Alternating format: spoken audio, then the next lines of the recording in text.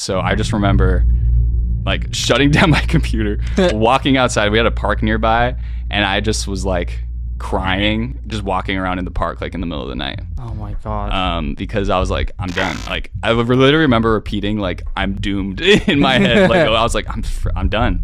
Hi, I'm O'Mills. Mills. Hi. Fuck. I don't know how to value myself anymore, you know, which is bad.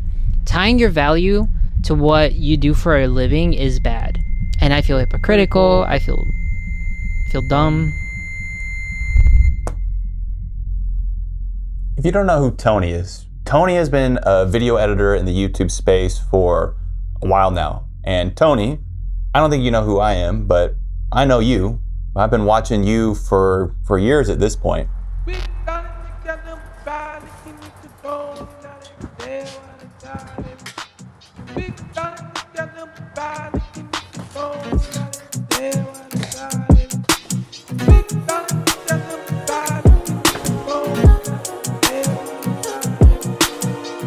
I am genuinely scared of making this video, but I'm going to record it and I'll just open up. I'm gonna open up. I mean, we all feel, but some people pretend that they don't feel. I feel it, and I make it known. I make it known I'm depressed. Like right now, I am depressed out of my mind. I really am.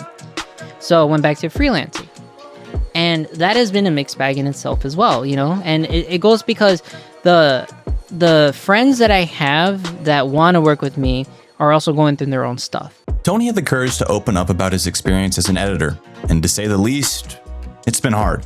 I caught his video the other night and couldn't help but empathize with his situation. I've been learning how to edit myself now for 5 years, and like Tony, I often feel lost. There's a through line I continue to find in this field, and it has to do with self-worth. Burnout's something I never subscribed to, meaning that like I refuse to acknowledge its existence. And he said to me, don't burn yourself out. And I just remember being like, who do you think you're talking to, man? I'm Casey, I don't burn out. Right. Okay, so cut to 3 years later, I was as burned out as anyone could ever be. Fun fact, did you know that besides medical professionals, editors have the most stressful job in the world? Well, at least according to this one article, I didn't double check it all. Why is that?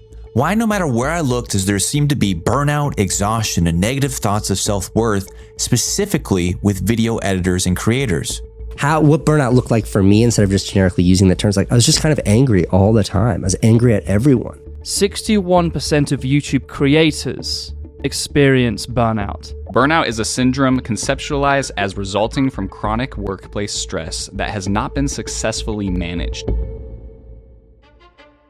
An editor's life can be one of unrelenting judgment. You are judged upon thousands of tiny decisions that are rarely made right the first time. How loud? How many frames? What color? Should we keep it? Do it over and over and over again and again and again. Make decisions. Make decisions the client wants, decisions the audience wants. Get it done faster. Any chance we can have this by tomorrow? Do you have time this week to finish it? Do it alone. Best case scenario, your work is invisible. You are invisible. The viewer enjoys the video, not the edit. So I get Tony. I get where he's coming from because this is hard. And editing on YouTube is a different kind of hard. I'm not going to say it's more stressful than film editing because that would be disrespectful. And quite frankly, I don't know what that's like and probably never will. But let me explain. Now, just like the film industry, YouTube is made of two main parts. The first part is just editing. The second, I need some thicker markers, is the business of editing. AKA, how does the thing you're making here make money? You see, here's the tricky thing with editing. The business side of it determines the max amount of value that you can provide to that project monetarily, right? So if the thing that I'm editing for has a high potential, well then my value also has a pretty high ceiling. However, if the business side is low in comparison, and let me use a different color. If there's not as much opportunities on the business side to generate some kind of something, then the max ceiling for your value is much lower. This is where you come in as an editor because you have the potential to be valuable. It doesn't mean that you are inherently valuable to the project, but the potential that you have corresponds, they're proportional, right? These things are related. Now you might be able to see where I'm going with this chicken scratch of a drawing. When you first start editing, especially on YouTube, the person that you want to work for, client A, probably has not ever thought about the business side of making videos. The thing that they want to do is just make stuff. They just want to share what they're doing. So there's no added thought as to how we can support this system long term, meaning that the only source of business coming in is from AdSense if they are monetized. You know what's directly tied to AdSense? Views. Therefore, hereby, in conclusion,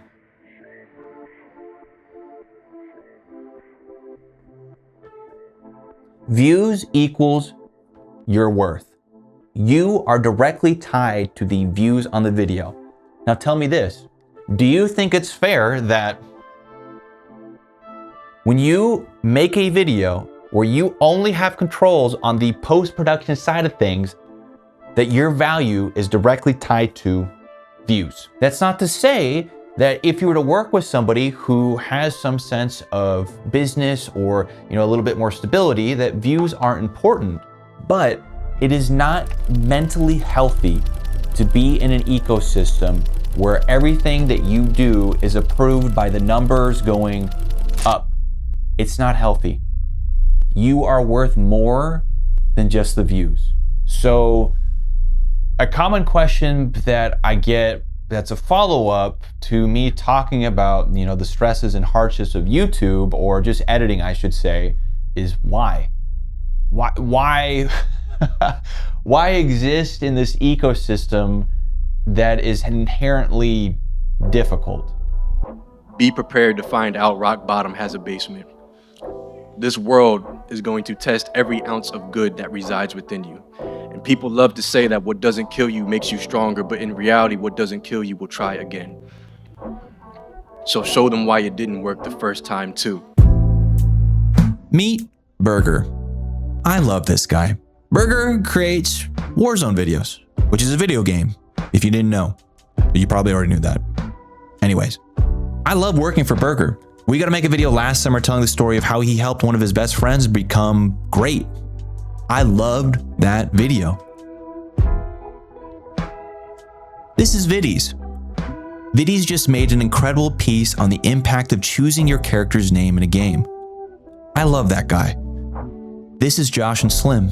I've been working with them since day one. This is Marcus, Mingus, Magic, Lev, Blue, Peach, Eli, Orson, Tim, Patrick, Alex, Dream, Z, Fako, Raj, Ice, Sleeves, Pizza, Stranger, and Ak.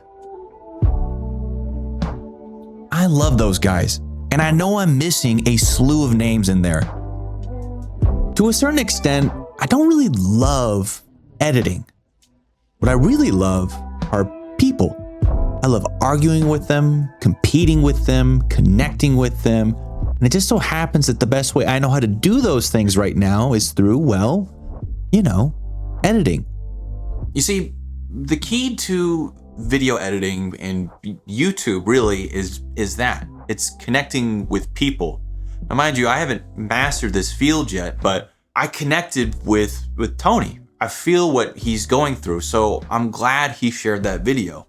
And even though it'll never be a highly performing video, I don't think that matters at the end of the day. Remember, your self-worth isn't tied to views. It's bigger than that. Just because the business side and the money side isn't perfectly set up yet, it doesn't mean you're not heading in the right direction.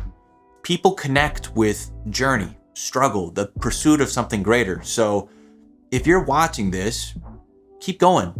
I believe in you. Maybe. I don't know. Maybe I don't believe in you. So prove me wrong. Go out there and do something good, better than you normally would. I appreciate you guys. And, I'm every single time I end one of these videos, it's like, I'll be posting more regularly. I don't know if I'll be posting more regularly, but I just felt like sharing this today because I saw that video and yeah, I connected with it. I'll catch you guys later. Peace. But I just want to say to those closest to me, I wish you all the best. And then for anyone that doesn't know me and you're learning about me for the first time, apologies for my dog. Just know that I'm right there with you.